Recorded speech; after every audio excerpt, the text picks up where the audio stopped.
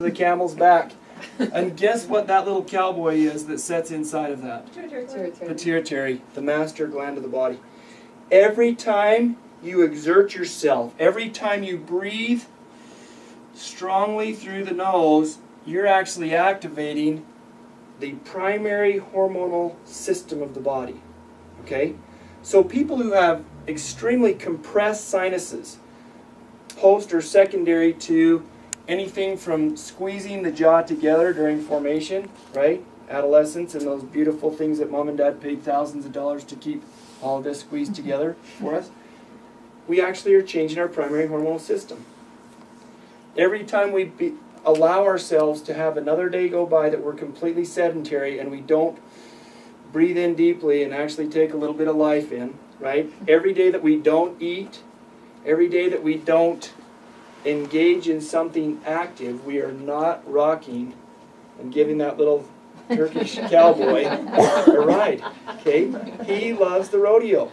And when we don't give him a rodeo, guess what happens? He gets lazy. And he stops working. So think about that little cowboy in your brain. Okay? That master gland needs some movement. Take him on a buck and bronco ride. Okay? Go for a ski this winter. Go for a jog. Go for a walk. Just move your body. Right? Because you're actually engaging your life. Pretty neat, I think. Wow. So let's come back to the feet. It was this whole point that completely changed my career. Yeah.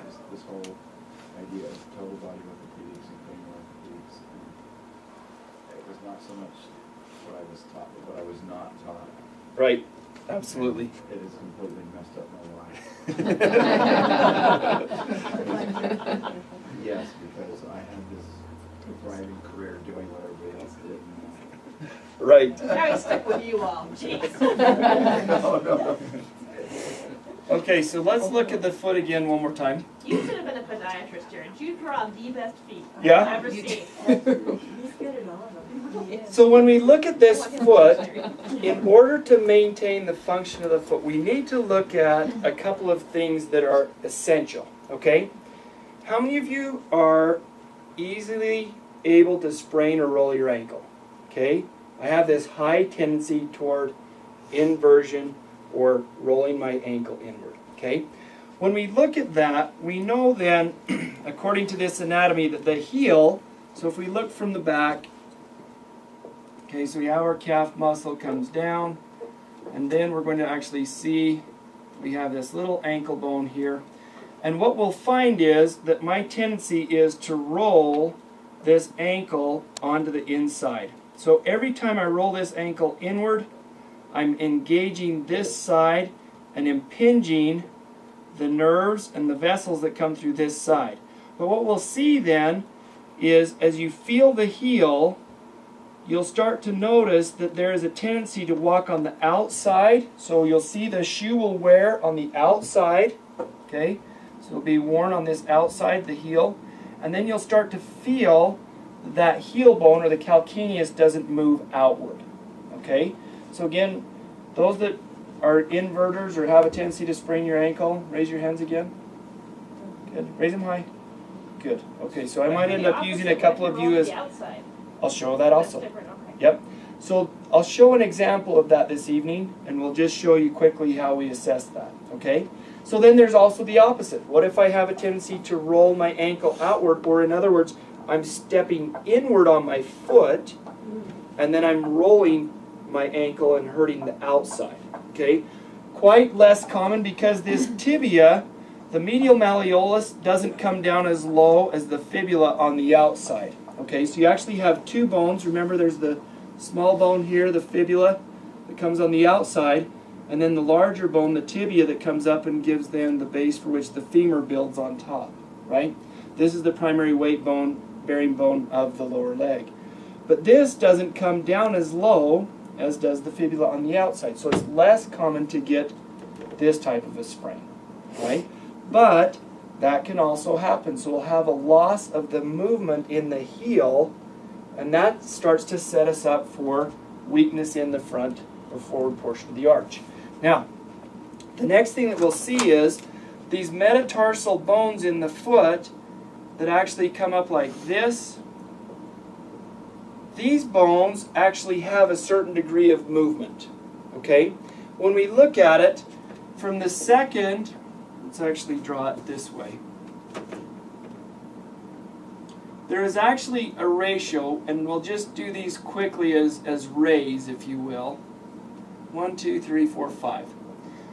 So what we'll do is we'll say that there's a certain degree of movement in the foot itself. So here's the forefoot, the toes are out here beyond.